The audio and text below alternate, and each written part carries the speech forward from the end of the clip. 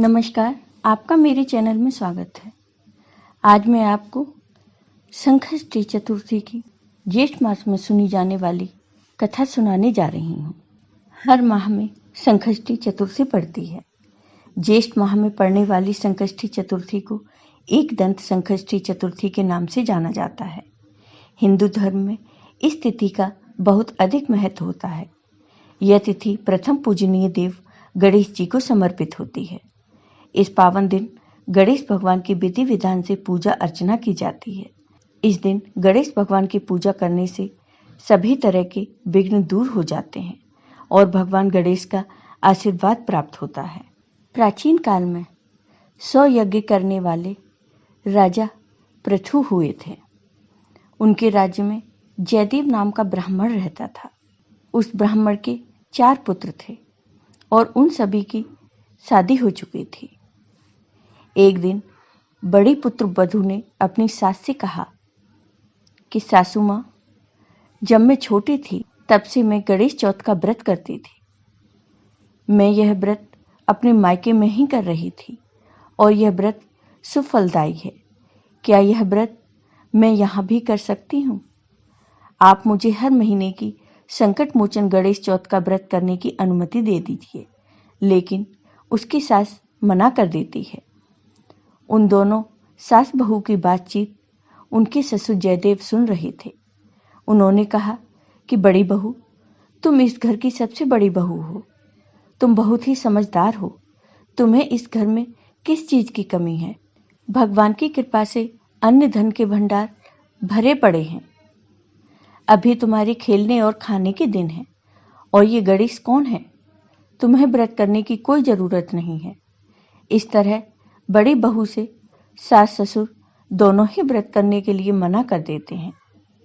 कुछ महीनों के बाद बड़ी बहू गर्भवती हो जाती है और 10वें महीने में एक सुंदर पुत्र को जन्म देती है और वह पुत्र धीरे धीरे बड़ा होने लगता है। जब वह विवाह के योग्य हो जाता है तो उसकी शादी एक संस्कारी कन्या से तय कर देते हैं। भगवान गणेश रुष्ट हो जाते हैं। व्रत की आलोचना करने व व्रत धारण न करने से भगवान गणेश विवाह के दिन फेरों से लड़के का अपहरण कर लेते हैं, जिससे सभी तरफ हाहाकार मच जाता है और सभी दूल्हे को खोजने लग जाते हैं। जब बड़ी बहू को मालूम चलता है कि उसका लड़के का अपहरण हो गया है तो वह अपने सास ससुर से शिकायत करती है और कहती है कि आपने मुझे हर माह में आने वाली संकष्टी चतुर्थी का व्रत नहीं करने दिया, इसलिए मेरा पुत्र भगवान ने गायब कर दिया है। सास ससुर भी बहुत दुखी होते हैं। जब पोते की बहू यानी नई दुल्हन को मालूम चलता है कि उनके पति को भगवान गणेश ने सजा दी है तो वह संकल्प करती है कि वो अब हर महीने की गणेश चौथ का व्रत करेंगी और अपने पति को वापस लाएंगी। जब माता सावित्री अपने मरे हुए पति को यमराज से जीवित करवा लेती है तो मेरे पति तो जिंदा हैं। जब सास ससुर और दादी सास दादा ससुर को नई बहू के संकल्प के बारे में पता चलता है तो वह भी हर महीने की संकष्टी चतुर्थी का व्रत करने लग जाते हैं। जब एक बार ज्येष्ठ मास की गणेश चौथ का दिन था, घर में सभी ने व्रत रखा था। तब उस दिन गणेश भगवान नई बहू की परीक्षा लेने के लिए एक बूढ़े ब्राह्मण का भेष बनाकर आते हैं और नई बहू से कहते हैं, बेटी, क्या मुझे जल और भोजन मिलेगा? तब नई बहू कहती है, हाँ महात्मा जी, जरूर मिलेगा, और बूढ़े ब्राह्मण को जल और भोजन देती है। जब ब्राह्मण खाना खा लेते हैं तो नई बहू उन्हें कपड़े और दक्षिणा भी देती है और साथ ही पैर भी छूती है। तब ब्राह्मण उसे सौभाग्यशाली होने का आशीर्वाद देते हैं। तब नई बहू महात्मा जी से कहती है कि महात्मा जी, आपने मुझे सौभाग्यशाली होने का आशीर्वाद तो दे दिया, तो आप मेरे पति को भी ला दीजिए। तभी वहां चमत्कार होता है। बूढ़े ब्राह्मण के भेष में गणेश जी साक्षात प्रकट होते हैं और बोलते हैं कि बेटी, मैं तेरी पूजा और व्रत से प्रसन्न हूँ। तुम्हारा पति पेड़ के नीचे सो रहा है। ऐसा कहते ही गणेश भगवान अंतर्ध्यान हो जाते हैं और जाते जाते उनके घर को ठोकर मार जाते हैं और उनके अन्न धन के भंडार भर जाते हैं। इससे सभी लोग बहुत खुश हो जाते हैं और वापस फेरों की तैयारी करते हैं। फिर लड़के का विवाह बड़े धूमधाम से होता है। सभी लोग नई बहू और लड़के को गणेश जी के मंदिर में माथा टेकवाने ले जाते हैं और सभा मन भोज का आयोजन करते हैं। पूरे परिवार ने गणेश जी के मंदिर में हर महीने की गणेश चौथ का व्रत करने का संकल्प लिया।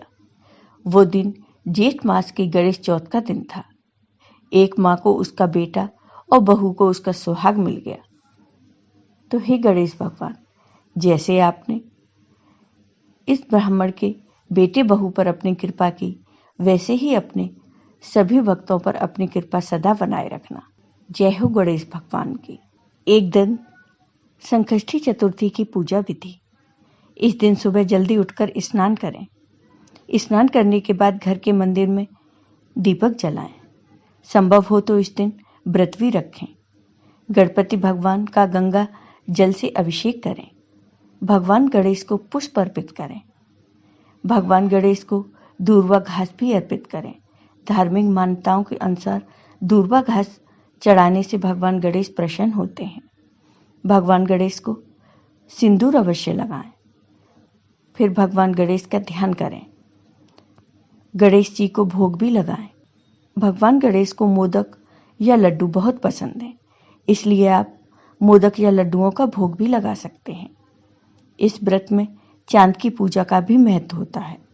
शाम को चांद के दर्शन करने के बाद ही व्रत खोलें। फिर भगवान गणेश की आरती जरूर करें। संकष्टी चतुर्थी का महत्व। संकष्टी चतुर्थी व्रत रखने से व्यक्ति के सभी कष्ट और पाप नष्ट हो जाते हैं। इस दिन पूजा करने पर श्री गणेश जी की कृपा से मनुष्य को जीवन में धन, सुख और समृद्धि प्राप्त होती है। मान्यता है कि संकष्टी चतुर्थी के दिन भगवान श्री गणेश की पूजा करने पर संतान की प्राप्ति होती है। यह व्रत व्यक्ति को विघ्न और संकटों से बचाकर जीवन के हर सपने व इच्छाओं को पूरा करने वाला है। श्री गणेश के मंत्र जाप से व्यक्ति का भाग्य चमक जाता है और हर कार्य अनुकूल सिद्ध होने लगते हैं। अगर आपको ये वीडियो पसंद आया हो तो कमेंट बॉक्स में ओम गणपते नमः जरूर लिखिए। साथ ही मेरे चैनल को सब्सक्राइब कीजिए और बेल आइकन पर क्लिक जरूर कीजिए, जिससे हमारे वीडियो के नोटिफिकेशन आपको मिलते रहे। धन्यवाद। जय हो गणेश भगवान की।